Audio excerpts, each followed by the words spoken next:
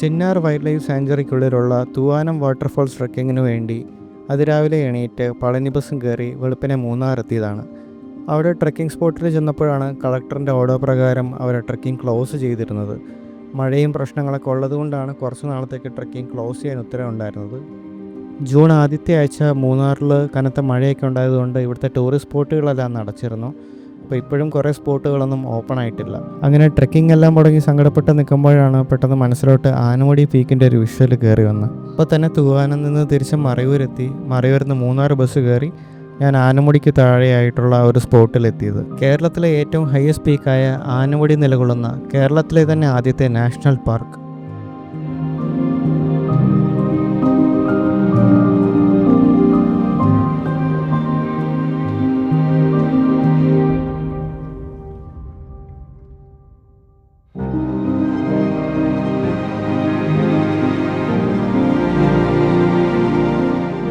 മൂന്നാർ ടൗണിൽ നിന്ന് 8 കിലോമീറ്റർ അകലെയായി മഞ്ഞു മൂടുന്ന ആനവടി മലകളുടെ കാഴ്ചകൾ, തേയിലത്തോട്ടങ്ങൾ, ശോലവനങ്ങൾ, വരയാടുകൾ, നീലക്കുറിഞ്ഞി ഗാർഡൻ തുടങ്ങി അനേകം കാഴ്ചകൾ സമ്മാനിക്കുന്ന ഇരവികുളം നാഷണൽ പാർക്കിലോട്ടാണ് ഇന്നത്തെ നമ്മുടെ യാത്ര.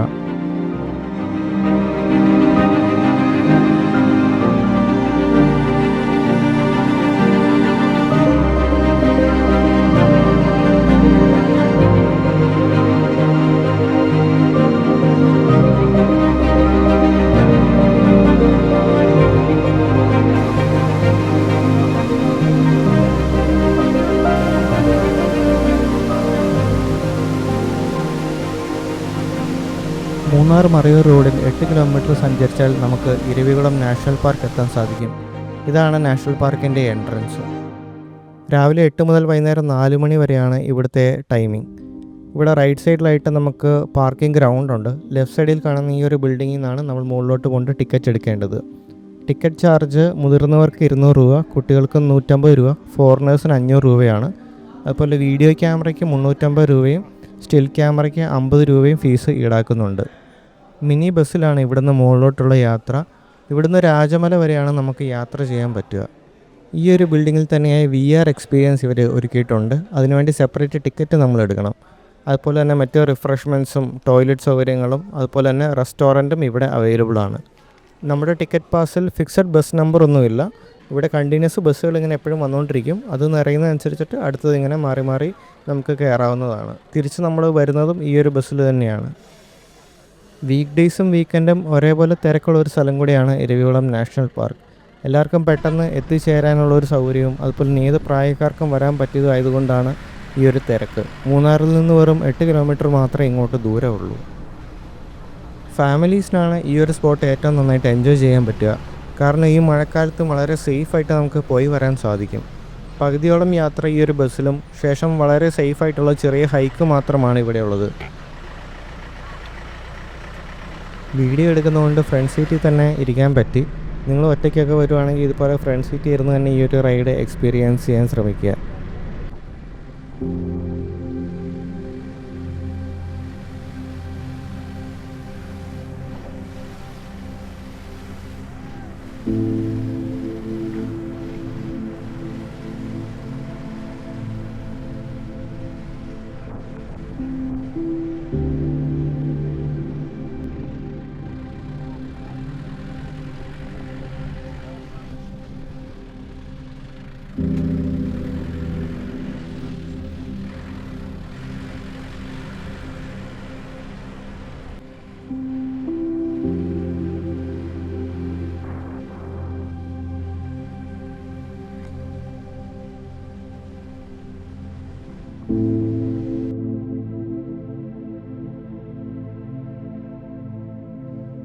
(1971) മുമ്പ് കണ്ണൻദേവൻ കമ്പനിയുടെ ഉടമസ്ഥയിലായിരുന്നു രാജമല ഇരവികുളം പ്രദേശങ്ങൾ. ബ്രിട്ടീഷുകാരുടെ കാലത്തൊക്കെ ഇതൊരു ഹണ്ടിങ് സ്പോട്ടായിരുന്നു.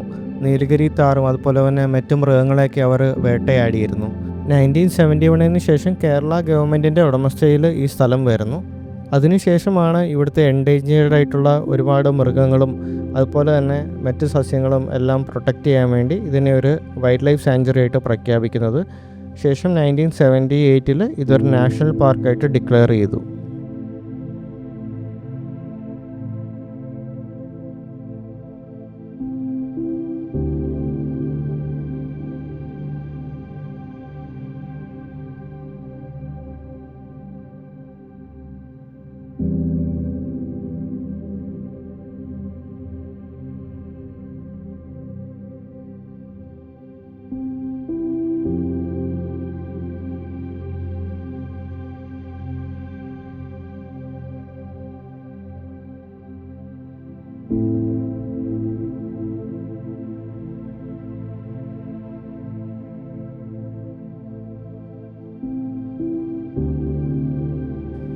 ഏകദേശം ഒരു 15 മിനിറ്റ് യാത്രയ്ക്ക് ശേഷം നമ്മൾ ടോപ്പ് പോയിന്റിലെത്തി.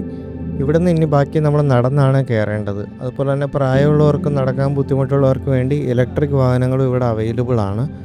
ഇവിടെ നിന്ന് ഇനി മുകളിലോട്ട് കുറച്ച് നടന്നു കഴിയുമ്പോൾ നമുക്ക് നീലക്കുറിഞ്ഞി ഗാർഡൻ ഉണ്ട്. അതുപോലെ തന്നെ ഇപ്പോൾ ഇവിടെ ഈ മഞ്ഞ് മൂടി കിടക്കുന്നിടത്തു നിന്നൊക്കെ നല്ല അടിപൊളി കാഴ്ചകളുള്ളതാണ്, ചുറ്റുമുള്ള തേയിലത്തോട്ടങ്ങളുടെയും മറ്റും. ഈ ഒരു നാഷണൽ പാർക്കിൻ്റെ ഏറ്റവും വലിയ ആകർഷണം എന്ന് പറയുന്നത് ഇവിടുത്തെ വരയാടുകളാണ്. പക്ഷേ നല്ല മഴയും കൂടെ ആയതുകൊണ്ടാണെന്ന് തോന്നുന്നു അധികം വരയാടുകളെ ഒന്നും തുടക്ക സമയത്ത് കണ്ടിരുന്നില്ല. വരയാടുകളുടെ ഒരു പ്രസവകാലം, അതായത് ഒരു ജനുവരി മുതൽ മാർച്ച് വരെയുള്ള കാലയളവിലാണ്. ആ ഒരു സമയത്ത് മാത്രമാണ് ഈ ഒരു നാഷണൽ പാർക്ക് അടയ്ക്കുന്നത്. അല്ലാത്ത സമയത്തെല്ലാം തന്നെ സഞ്ചാരികൾക്കായിട്ട് ഓപ്പൺ ആയിരിക്കും. നമുക്ക് ഈ ഒരു മൊത്തം യാത്ര, ഈ ഒരു പാർക്ക് മൊത്തം കണ്ടു തീർക്കാൻ ഏകദേശം 1 മണിക്കൂർ തൊട്ട് ഒരു 2 മണിക്കൂർ സമയം വരെ മാക്സിമം മതിയാവും. താഴെ നിന്ന് ബസ്സുകൾ എപ്പോഴും തന്നെ അവൈലബിൾ ആണ്. അതുകൊണ്ട് തന്നെ നമുക്ക് ഇവിടുത്തെ ക്ലൈമറ്റ് എൻജോയ് ചെയ്ത് എത്ര നേരം വേണേലും ഇരിക്കാം. ഇവിടെ ഒരു ഫിക്സഡ് ടൈമിംഗ് ഒന്നും ഇല്ല കയറി ഇറങ്ങാൻ വേണ്ടി.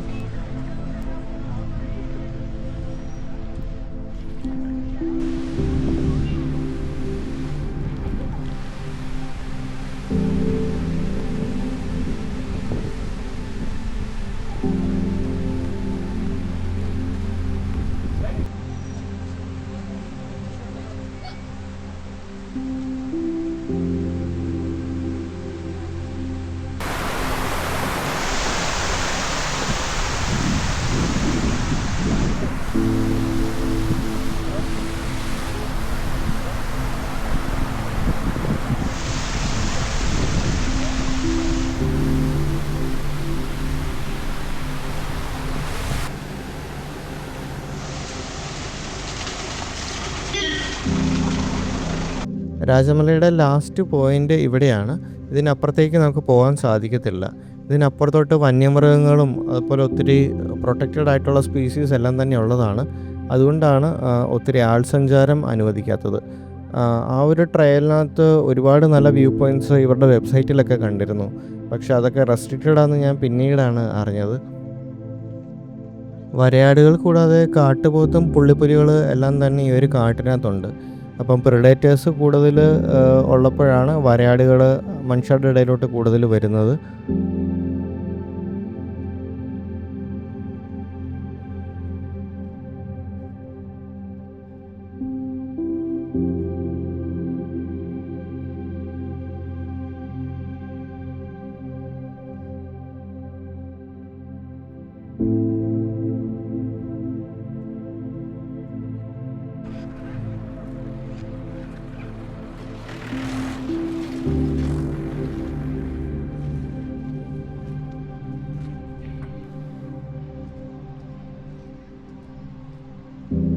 നീലക്കുറിഞ്ഞി ചെടികൾ നമുക്കിവിടെ കാണാൻ സാധിക്കും.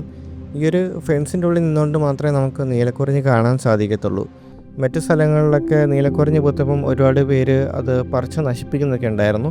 പക്ഷേ ഇവിടെ അത് കറക്റ്റായിട്ട് പ്രൊട്ടക്റ്റ് ചെയ്ത് നിർത്തിയിട്ടുണ്ട്.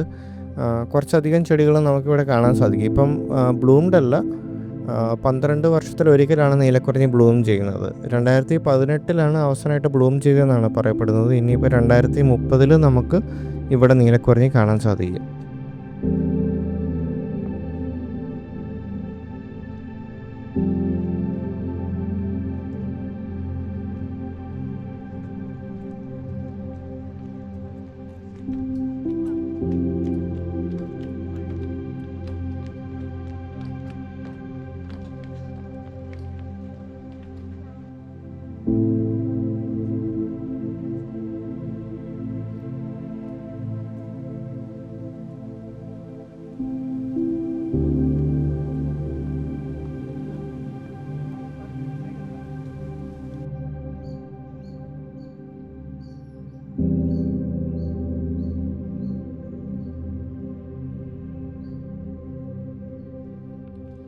മഴയൊക്കെ ഒതുങ്ങി എല്ലാം ഒന്ന് തെളിഞ്ഞു വരുന്നുണ്ട്. കോടയൊക്കെ ആണെങ്കിലും മൊത്തം ഒന്ന് മാറിയിട്ടുണ്ട്.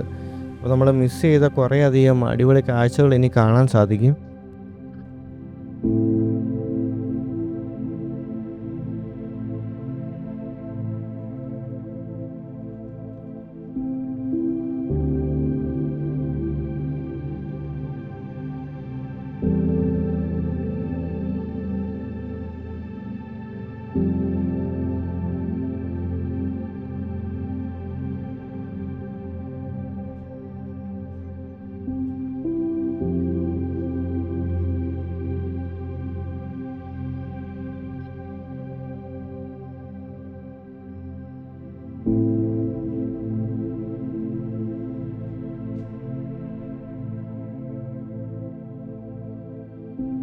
മഴയൊന്ന് ഒതുങ്ങിയപ്പോഴേക്കും വരയാട് ഇറങ്ങി തുടങ്ങിയിട്ടുണ്ട്.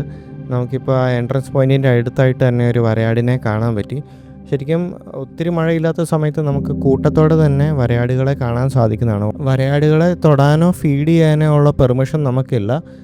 അങ്ങനെ ചെയ്യുന്നത് കണ്ടാൽ പണിഷബിൾ ഒഫൻസ് ആണ്.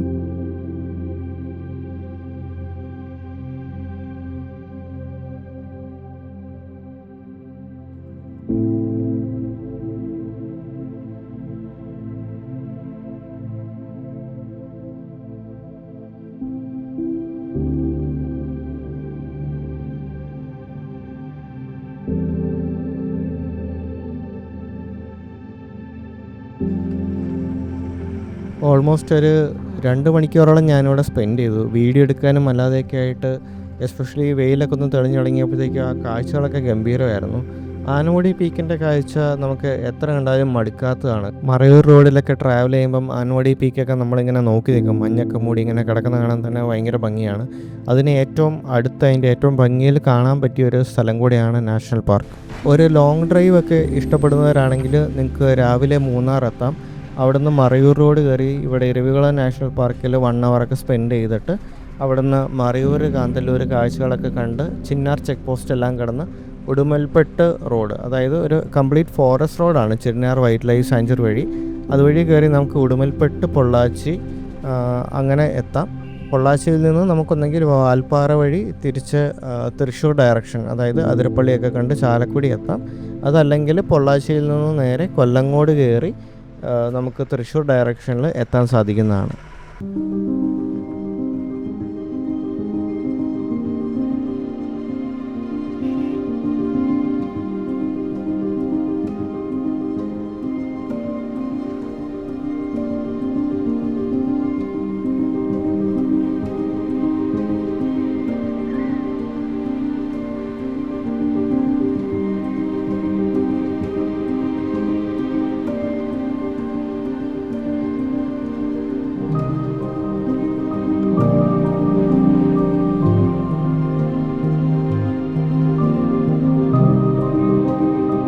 ഏകദേശം ഒരു 10:30-10:45 റേഞ്ചിലാണ് ഞാൻ ഇവിടുന്ന് കയറി തുടങ്ങിയത്. 1 മണിയൊക്കെ ആയപ്പോൾ ഞാൻ തിരിച്ചെത്തി. ഇവിടുന്ന് ലഞ്ചും കഴിച്ചിട്ടാണ് മടങ്ങിയത്. വീഡിയോയുടെ തുടക്കം പറഞ്ഞ പോലെ തന്നെ തൂവാനം വാട്ടർഫോൾസ് കാണാൻ വേണ്ടി ഇറങ്ങിയതായിരുന്നു. കോതമംഗലത്ത് വെളുപ്പിനെ ഒരു 1 മണിയായപ്പോൾ എത്തി.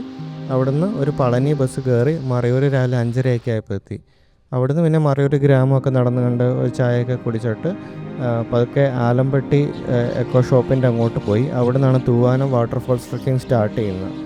ഞാൻ തലേന്ന് വിളിച്ചപ്പോൾ ട്രെക്കിംഗ് ഓപ്പൺ ആണെന്നാണ് പറഞ്ഞത്. ഞാൻ ഫോറസ്റ്റ് ഡിപ്പാർട്ട്മെൻറ്റിൻ്റെ സൈറ്റിൽ കണ്ട നമ്പറിലാണ് വിളിച്ചത്.